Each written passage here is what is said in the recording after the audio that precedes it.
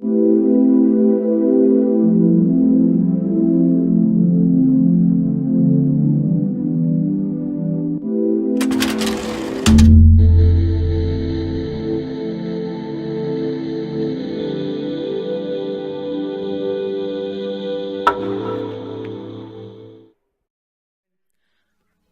a empezar.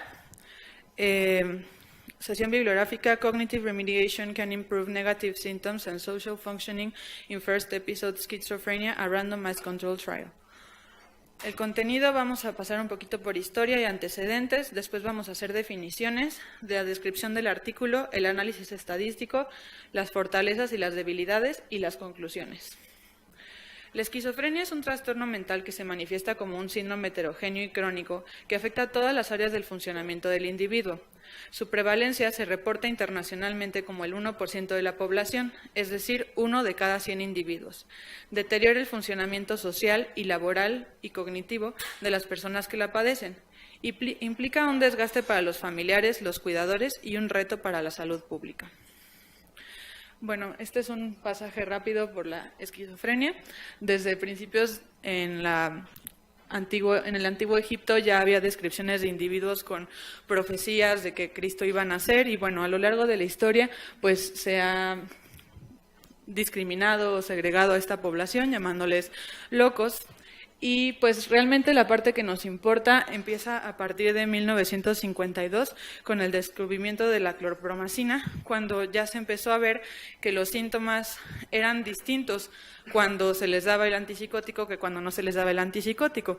Y a partir de esa observación empezaron a hacerse escalas. En 1980, Crowe identificó 2 tipos de esquizofrenia, el tipo 1 y el tipo 2, dependiendo del predominio de los síntomas. Y después, en 1983, Andersen, que es una escritora, validó la primera escala de SANS, que es Scale for the Assessment of Negative Symptoms. Ahora vamos a platicar un poquito sobre cuáles son los síntomas positivos y los síntomas negativos. La esquizofrenia comparte muchos otros síntomas, pero la diferencia básica entre los positivos y los negativos es que los positivos son los síntomas que están sobreañadidos a un estado mental normal, es decir, los delirios, la desorganización cognitiva, la conducta alucinada.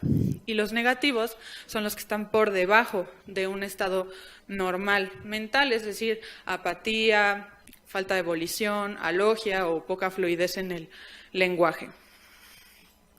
Estos son los síntomas negativos principales: el aplanamiento o embotamiento afectivo, la retracción social, la retracción emocional, el pobre pensamiento abstracto, apatía pasiva, falta de fluidez en la conversación o alogia y pensamiento estereotipado.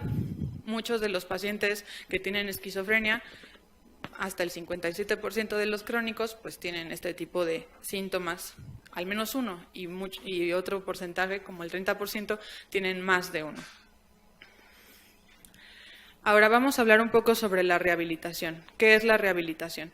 Pues típicamente la rehabilitación se conoce como el conjunto de medidas sociales, educativas y profesionales destinadas a restituir al paciente con alguna discapacidad la mayor capacidad para realizar sus actividades e independencia posibles. Usualmente pensamos en rehabilitación física, con una persona que tuvo una lesión muscular o una fractura y que necesita rehabilitación para recuperar la movilidad de ese miembro. Pero la rehabilitación va más allá y tenemos que empezar a pensar en rehabilitación en términos de salud mental, porque usualmente en la parte en la que nos quedamos es donde está el muñequito con el vendaje, es decir, solamente aminoramos los síntomas, apaciguamos los síntomas, quitamos el malestar, pero no nos preocupamos por ir más allá de que el paciente pueda recuperar la funcionalidad que tenía, o por lo menos establecer una funcionalidad mayor que cuando está enfermo. Y solamente dando medicamentos, que es muchas veces desgraciadamente en la parte en la que nos quedamos, pues solamente nos estaríamos quedando en el segundo paso, que es remediar. Se empezó a hablar sobre rehabilitación en psiquiatría en los años 60 del siglo pasado, Y está muy relacionado con el concepto de psicoeducación, que se considera el brindar información, explicar la enfermedad y a los pacientes y a sus familiares a través de intervenciones no farmacológicas. Y la persona que más se ha encargado de psicoeducación, o la madre de la psicoeducación, es Carol M. Anderson, que desde los años 80 empezó a trabajar con familiares y con pacientes con esquizofrenia y se dio cuenta que estos pacientes que recibían las intervenciones de rehabilitación psicosocial les iba mejor, tenían mejor apego al tratamiento, tenían menos problemas con sus familiares. Y desgraciadamente Carol Anderson ya falleció en el 2013. Bueno, ¿por qué es importante en nuestro contexto brindar rehabilitación o brindar atención en rehabilitación? En este instituto, en el 2010, se hizo un estudio de costo-efectividad en el que comparaban un antipsicótico típico como único tratamiento y antipsicóticos atípicos. Y pues el costo era muy alto, de 9,604 pesos o 1,135 pesos al año por paciente. Si comparamos esto, el tratamiento con el antipsicótico típico y tratamiento psicosocial, el costo se reduce casi a la mitad, 4,800 pesos por paciente, y antipsicóticos típicos con tratamiento psicosocial y manejo de caso, o sea, un manejo individualizado con cada persona, viendo pues las necesidades de cada quien, se reduce casi a una tercera parte. Bueno, ¿por qué también es importante? Pues prácticamente porque ya en todas las guías de tratamiento de enfermedades mentales para la OMS, en el Plan de Salud Mental de 2013 al 2020 y las guías NICE y SING, que de tratamiento de esquizofrenia, ya incluyen tratamiento psicosocial como parte de su esquema, como parte de la guía. Y pues es algo que no hemos estado como incorporando necesariamente con todos los pacientes, y pues para podernos apegar a lo que está estipulado y para poder ser competitivos con lo que está ya a lo largo de las guías y está indicado, tenemos que empezar a hacerlo de manera generalizada con todos los pacientes. Esto es para brindar al paciente pues una mejoría en la calidad de vida, dirigirse a la recuperación, la reducción de síntomas agudos, mejoría de la funcionalidad y bienestar general, para generar empatía y buena relación médico-paciente y tener una actitud de esperanza realista hacia el futuro. Parte de lo que afecta es que nuestro concepto de recuperación está un poco pues como distorsionado, o quizás no es el más correcto porque pensamos en la curación. Los médicos siempre estamos educados para curar, y cuando algo no se puede curar sentimos que esto es una derrota o como que no podemos realmente intervenir para ayudar al paciente. Pero hay muchas cosas que podemos hacer si empezamos a cambiar nuestra manera de pensar y creer que no solamente tenemos que curar al paciente o quitarle la enfermedad, sino que la idea es sanarlo o volverlo a una persona más sana, con mejor calidad de vida. Y este artículo de Nora Jacobson del 2001 me parece muy interesante porque da un modelo alternativo de la idea de recuperación. Ahora vamos un poco sobre la remediación cognitiva. La remediación cognitiva es un tipo de intervención para la rehabilitación dirigida a mejorar las siguientes funciones mentales: la atención, la memoria de trabajo, el lenguaje, la planeación y las funciones ejecutivas. Todas estas funciones mentales pues son prácticamente necesarias para la vida cotidiana, el poder planear cómo vamos a cocinar una pizza, o pues podernos comunicar adecuadamente con nuestros familiares, con nuestros amigos, con nuestros compañeros de trabajo, tener una memoria de trabajo adecuada, poder prestar atención suficiente a las actividades que nos corresponden y a nuestro trabajo. Entonces, pues dirigir este tipo de terapia a esto pues es con la intención de mejorar la funcionalidad global del paciente. La remediación se basa en que el sujeto ha perdido capacidades, es decir, debido a una enfermedad o por un daño, ha tenido que reducir su funcionalidad o ha perdido ciertas capacidades cognitivas. Es distinto al entrenamiento mental, porque el entrenamiento mental no corresponde a personas que han sufrido un daño o que han estado bajo una circunstancia en la que se disminuya sus capacidades. Es decir, todas estas cosas como de Lumosity y aplicaciones como para flexibilidad mental y ejercicios mentales, esto es para gente sana. La remediación cognitiva está específicamente diseñada para personas que han sufrido un daño. Y es distinto al entrenamiento en metacognición y la terapia cognitivo-conductual porque no busca las distorsiones cognitivas de cada persona, es decir, no se enfoca en ver cómo piensa ese paciente o cuáles son las fallas de pensamiento de ese paciente o cuáles son los tipos de distorsiones cognitivas que puede tener al pensar y ya de una manera individualizada abordar cada una de esas distorsiones. La remediación cognitiva es más general, se aplica un programa para todos los pacientes y pues todos los pacientes tienen que armar rompecabezas, tienen que hacer laberintos, tienen que encontrar el número, problemas matemáticos para mejorar las funciones mentales que ya mencioné. Entonces, ¿para qué se ha aplicado remediación cognitiva?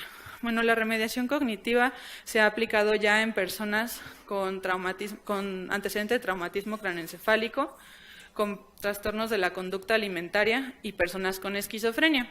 Entonces, pues aquí tenemos el ejemplo de una persona que sufrió un traumatismo craneoencefálico y está tratando de resolver un problema de pesadilla que a todos nos tocó hacer en la primaria. Si Pedrito tenía 26 caramelos, vendió 26 caramelos a 5 pesos y luego prestó 15 pesos, ¿cuánto dinero tiene?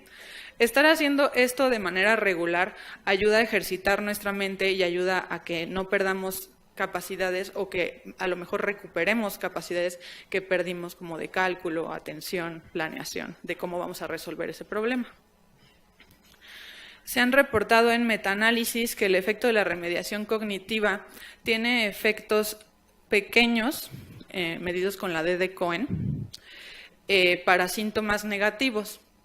Entonces, pues se puede ver que un tipo de terapia que no está dirigida a eso tiene un cierto efecto o modifica con un efecto pequeño los síntomas negativos, pero aunque sea un efecto pequeño, los síntomas negativos son nuestro talón de Aquiles para los psiquiatras, porque es muy difícil de quitarlos y generalmente los antipsicóticos están dirigidos para mejorar los síntomas positivos. Entonces, algo o cualquier intervención que nos ayude a disminuir los síntomas negativos, aunque sea un poco, es valiosa y vale la pena estudiarla. Bueno, como ya mencioné, hasta el 57% de los pacientes tienen al menos un síntoma negativo cuando ya son personas con esquizofrenia crónica. Y del 28 al 36% de pacientes presentan 2 o más síntomas negativos graves. ¿Por qué es importante en el primer episodio de psicosis? Bueno, porque tampoco se quedan muy atrás en cuanto al porcentaje, es decir, 33% de los pacientes con un episodio de psicosis reciente, es decir, en los primeros 2 años, ya tiene al menos un síntoma negativo grave. Y pues, si estos síntomas persisten durante meses o años después, y estos síntomas suelen persistir después de meses o años después del tratamiento farmacológico, entonces, pensando que si nosotros podemos reducir desde el principio o desde las primeras etapas los síntomas negativos, al paciente le va a ir mucho mejor, va a tener menos recaídas, va a tener menos hospitalizaciones, va a tener mejor apego al tratamiento, va a tener menores conflictos con sus familiares y pues por lo tanto es algo muy valioso no solamente tratar a las personas que ya tienen esquizofrenia crónica, sino abordarlos desde el principio para tratar de mejorar estos síntomas como la apatía, la falta de volición, el aplanamiento afectivo, que muchas veces son los que más hacen disfuncionar al paciente una vez que ya los síntomas positivos están corregidos. Ahora vamos particularmente ya con el artículo. Este artículo se publicó apenas en enero de este año, de lo más nuevecito que vamos a encontrar, en Schizophrenia Research, que es una revista que tiene un factor de impacto de 3.958 y un factor de impacto a 5 años de 4.080, es decir, una revista de bastante alto impacto. El diseño. Se trata de un ensayo clínico aleatorizado. En esencia, es un diseño con medidas repetidas intrasujeto y 2 variables entre sujetos, es decir, el tipo de intervención no farmacológica y el tipo de medicación, 2 por 2. Y los problemas del análisis estadístico es que el análisis se hace de manera fragmentada y no se informa cuántos pacientes forman las variables entre sujeto. El objetivo del artículo fue examinar los potenciales beneficios de la remediación cognitiva en dominios de los síntomas negativos y funcionamiento social.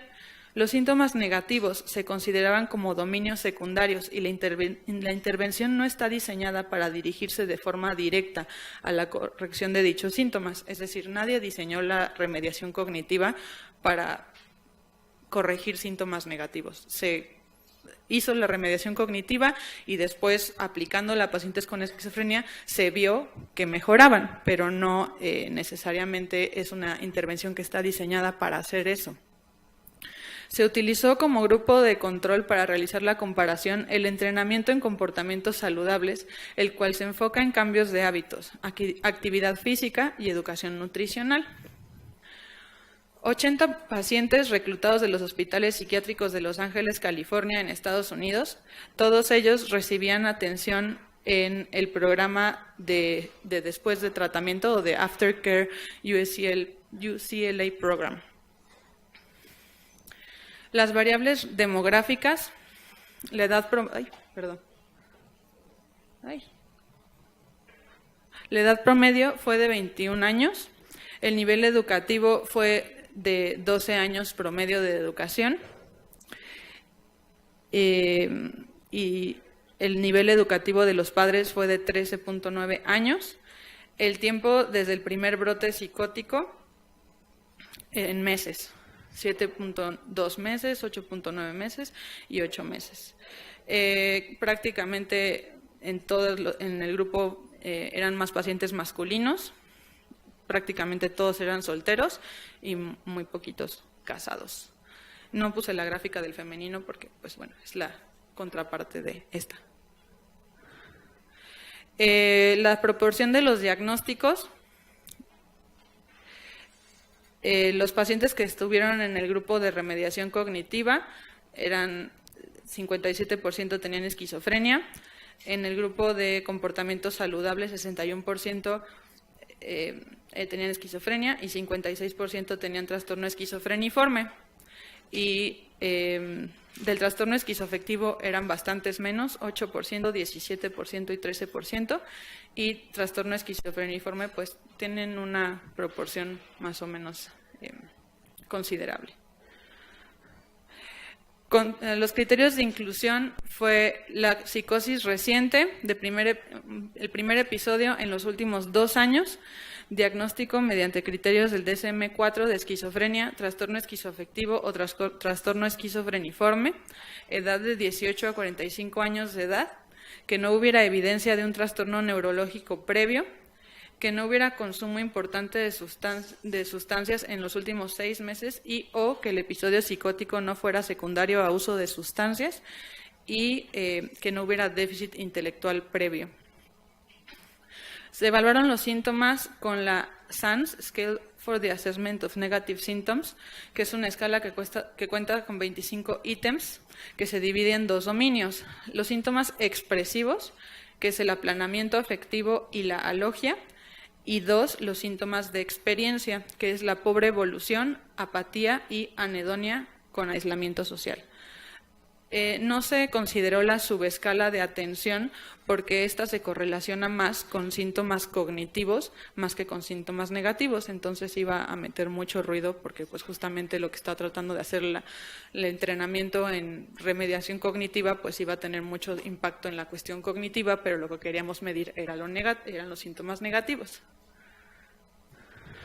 Se utilizó el BPRS en la versión de Lukov de 24 síntomas y se midieron principalmente los 3 síntomas negativos que vienen en esta escala, que son el aplanamiento afectivo, retardo motor y aislamiento social. Y esta escala se aplicaba cada 2 semanas desde el inicio del estudio durante 12 meses que duró el seguimiento. La evaluación del funcionamiento social se evaluó con la escala SAS, UCLA Social Attainment Survey, que mide las relaciones con pares del mismo sexo, el liderazgo en relaciones con pares del mismo sexo, relaciones de pares del sexo opuesto, historia en relaciones de pareja, experiencia sexual, actividades externas, es decir, qué tanto hace el paciente fuera de casa, y participación en organizaciones o eventos.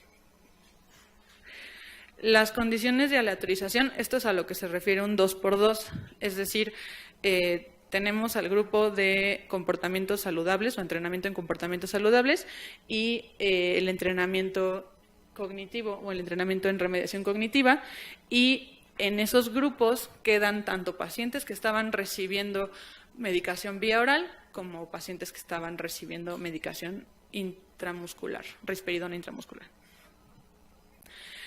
El programa de remediación cognitiva se aplicó mediante 23 computadoras y el software era una adaptación de entrenamiento Neurocognitive Enhancement Therapy para pacientes con antecedente de traumatismo craneoencefálico, Neuropsychological Education Approach to Remediation, que también fue creado para personas con antecedente de traumatismo craneoencefálico, y la interfaz la mezclaron con un programa educacional para niños y adolescentes para que fuera más cómodo utilizarlo para los pacientes. Y se aplicó 2 horas por semana por 6 meses, 1 hora por semana de los meses a 7 y 9 y 1 hora cada 2 semanas de los meses 10 al 12. Además, les daban un grupo de puenteo, bueno, así lo mencionan en el artículo, un grupo de enlace o conexión para que lo que aprendían en el software o lo que aprendían en la parte, digamos, cognitiva, lo pudieran aplicar en su vida cotidiana y se aplicaran ejemplos o ejercicios para que lo pudieran, o sea, no solamente que lo vieran en la computadora, sino que se pusieran ejemplos en la vida real y en la vida cotidiana y se dejaran tareas para que los pacientes pudieran aplicar lo que aprendieron. Y esto se hacía 1 hora por semana por los meses 1 al 9, después 1 hora cada 2 semanas por los meses 10 al 12. Ahora, el grupo de comparación. El entrenamiento en comportamientos saludables o Healthy Behaviors Training se ha demostrado útil para mejorar la calidad de vida del paciente. Es un programa didáctico de 12 meses que tiene un manual y está dirigido a 3 áreas: salud nutricional, manejo del estrés y ejercicio físico. Se aplicó 3 horas a la semana por los primeros 6 meses, después 2 horas por semana por los meses 7 al 9 y después 2 horas cada 2 semanas de los meses 10 al 12. Ahora vamos al análisis de datos. Se utilizó un modelo mixto generalizado lineal. El diseño factorial es de 2x2. Se utilizó la prueba F de Fisher, que se utiliza para análisis de varianza y que requiere, para su aplicación requiere 2 modelos de regresión. Ahorita vamos a hablar un poquito sobre, quizás esta no fue la mejor manera de hacerlo, pero así lo hicieron. Estas son los resultados ya de la medición de cada uno de los síntomas negativos con el SANS expresivo y los 2 grupos. En naranjita tenemos el entrenamiento en comportamientos saludables y en azul tenemos el entrenamiento cognitivo. Entonces podemos ver cómo en muchos de los síntomas el azul se reduce, es decir, aislamiento emocional. Si el azul se reduce en aislamiento emocional, entonces estamos viendo que el aislamiento emocional para los pacientes que recibieron entrenamiento cognitivo se redujo, es decir, fue menor. El afecto aplanado, pues también fue menor, o sea, se redujo con el entrenamiento cognitivo. La apatía también se redujo considerando, o sea, en comparación con el grupo de entrenamiento en comportamientos saludables. Y aquí igual está un poquito diferente, pero es que el SAS mide el funcionamiento social. O sea, justo lo que queremos en el SAS es que suba, no que baje. Entonces, si en el SAS se aumentó, en el azul vemos que les fue mejor o que tuvieron un mejor funcionamiento social, tanto en el total como en el de las citas o en el de la historia relacional o de las relaciones de pareja. Entonces, en términos generales, a todos los pacientes les fue mejor cuando tomaron el entrenamiento cognitivo que con el entrenamiento en comportamientos saludables. Ahora, estas son las gráficas que aparecen en el artículo. El SANS, o la escala para asesoramiento de síntomas negativos, pues podemos ver cómo la remediación cognitiva en azul baja bastante más que con el entrenamiento en comportamientos saludables en cuanto a la apatía.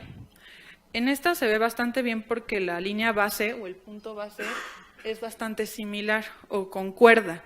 En la otra gráfica no queda muy claro porque el basal está muy distanciado, es decir, la medición que hicieron en un grupo al principio y la medición que hicieron en el otro grupo estaban muy discordantes entre sí.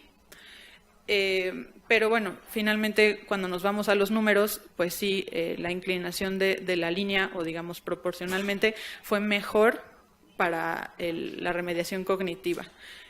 Entonces, eso nos hace pensar que la aleatorización no fue muy buena, porque pues teóricamente si aleatorizaron a los pacientes tendría que estar similar el punto base, tanto para el inyectable como para el oral. Y lo mismo, ahora con el SANS experiencial y el SANS expresivo, también pues vemos que les va mejor con el de remediación cognitiva, sí reduce los síntomas negativos experienciales, pero de todas maneras pues el basal está muy distanciado el uno del otro. Y esto es el SAS, que es el funcionamiento social. Como les digo, aquí queremos que suba, no que baje. Entonces, a los pacientes también les fue mejor con la remediación cognitiva. Aquí se ve bonito porque el basal está casi igual, entonces sí podemos ver francamente la mejoría con la remediación cognitiva con respecto al de comportamientos saludables. Ahora vamos con las fortalezas y las debilidades de este artículo. Tiene varias debilidades, pero hay cosas rescatables. Por ejemplo, a mí me parece que aplicar un programa educacional o psicoeducativo en computadoras es algo muy bueno o algo muy padre porque no tendrías que capacitar personal para hacerlo. Simplemente tendrías que tener el equipo con el programa, asegurarte que alguien estuviera checando que las computadoras funcionen bien y los pacientes pues se van entrenando, ¿no? Entonces es un programa pues que funcionaría bastante bien. El problema pues es que en México no tenemos los recursos para aplicarlo, ¿no? Entonces es algo que me parece positivo y me parece una buena idea si pensamos en psicoeducación a gran escala o psicoeducación ya para todos los pacientes, pues hacer un programa computacional nos ahorraría tener que estar preparando tanta gente para hacerlo de manera individual con cada paciente. En el artículo no se explica por qué se da la mejoría o una hipótesis de por qué los síntomas negativos mejoran. Eso yo creo que es la falla más importante del artículo, porque, sabemos que la remediación cognitiva mejora un poquito los síntomas negativos, pero ¿por qué? ¿No? Es porque el paciente tiene que venir a una intervención y convivir con otras personas y acercarse con un terapeuta y obligarse a salir de casa para recibir el entrenamiento y estar en contacto con otras personas, o es porque el mismo entrenamiento cognitivo, o sea, el resolver laberintos, resulta que sí ayuda para los síntomas negativos. Entonces, eso no lo explican en el artículo y eso es a mí donde me parece como la mayor falla, porque si queremos rescatar algo importante de este artículo es que lo podamos aplicar, o que si resulta que la remediación cognitiva ayuda, entonces podemos diseñar un tipo de programa inspirado en remediación cognitiva para los síntomas negativos, pero si no sabemos justamente qué parte o cuál de los aspectos de la remediación cognitiva es la que nos ayuda, entonces no lo podemos mejorar. Entonces, pues bueno, yo creo que eso es como una de las grandes debilidades, pero por otro lado, pues tenemos esta nueva intervención no farmacológica, relativamente económica y pues bastante innovadora y fácil de aplicar, que mejora síntomas negativos, cosa que hasta hace no mucho teníamos la opción de mejorar síntomas negativos. Entonces yo también creo que eso es algo bueno. La intervención no está diseñada específicamente para los síntomas que pretende mejorar. Es decir, es como si nos metiéramos a un curso de fútbol, soccer, y resulta que nos volvemos muy buenos clavadistas, ¿no? O sea, una cosa puede tener que ver con la otra, porque a lo mejor entrenar fútbol, soccer te ayuda a mejorar tu condición física, y ir al entrenamiento te ayuda a estar más disciplinado y te ayuda a tener un mejor cuerpo y más fuerza. Y con todas esas habilidades que adquieres en el soccer, pues también resulta que te vuelves mejor clavadista, pero no está diseñado para eso. Entonces, pues es mejor hacer un curso de clavadistas y comparar cómo les fue con un curso para clavadistas A con un curso para clavadistas B que con un curso para soccer comparado con uno para clavadistas. No sé si me explico. Ok. Las fortalezas de esto es poder dirigir un tratamiento para disminuir los síntomas negativos, los cuales no suelen ser tratados. Otras debilidades es hacer la comparación con un tipo de intervención que no pretende cambios cognitivos y que se dirige al cambio de hábitos. Bueno, creo que bastante evidente que los síntomas cognitivos o la cuestión cognitiva iba a mejorar aplicando un programa dirigido a lo cognitivo, y si lo comparábamos con algo que no tiene nada que ver con lo cognitivo. Es decir, el programa en habilidades o en conductas saludables se enfoca en mejorar la calidad nutricional del paciente, se les explica cómo tener una mejor dieta, cómo tener mejores hábitos de hacer ejercicio, mejores hábitos para su vida cotidiana en cuestiones de salud física. Entonces, pues estaba un poco difícil que si te explican cómo comer bien, ibas a mejorar tus habilidades sociales. Pero bueno, tenían que tener un grupo de comparación porque iba a ser poco ético a unos pacientes sí darles la intervención y a otros pacientes no dárselas. Y lo bueno es que ambas intervenciones mejoran la función social y reducen los síntomas, y que ambas son necesarias y ayudan al paciente. O sea que no tenemos que decir, no, la de entrenamientos saludables no sirve. No, bueno, claro que sirve. Ojalá pudiéramos darle un entrenamiento en comportamientos saludables a todos nuestros pacientes y eso les ayuda, ¿no? Pero a lo mejor hay que dar las dos, o sea, tanto la remediación cognitiva como comportamientos saludables. Y no se menciona si se perdieron muestra. ¿Por qué perdieron muestra? ¿No la perdieron? Sí perdieron. Y en la mayoría de las pruebas la muestra estaba completa. Bueno, casi no perdieron, porque cuando ves las tablitas ves que casi no se perdió muestra, creo que solamente un paciente, pero pues si no te explican por qué la perdieron o qué fue lo que pasó, pues es ahí una falla del artículo. Y otra falla importante es en esta diapositiva, en la que deberían habernos explicado cuántos pacientes quedó en cada cuadrito, cosa que no nos explican. Es decir, nos explican cuántos pacientes tomaron la remediación cognitiva y cuántos pacientes comportamientos saludables. Pero luego el cruzado no nos explican cuántos pacientes estaba con cada una. Entonces, esto también es una de las fallas del análisis estadístico. Y la aleatorización de los grupos no se refleja en las mediciones basales, ya lo había mencionado, pero lo bueno es que es replicable sin necesidad de aleatorizar el medicamento.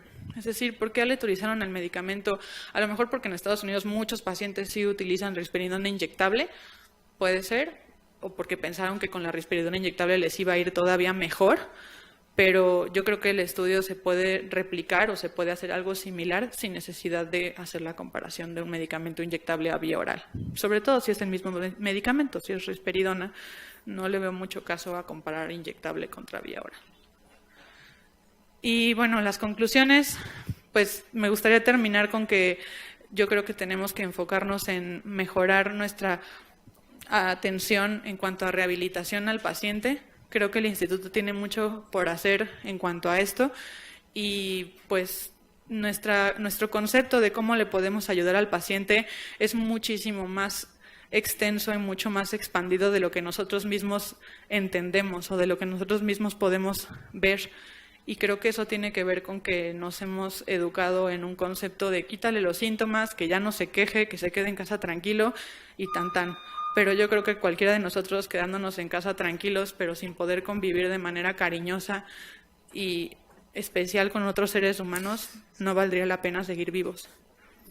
Entonces, pues eso es todo. Muchas gracias, doctora.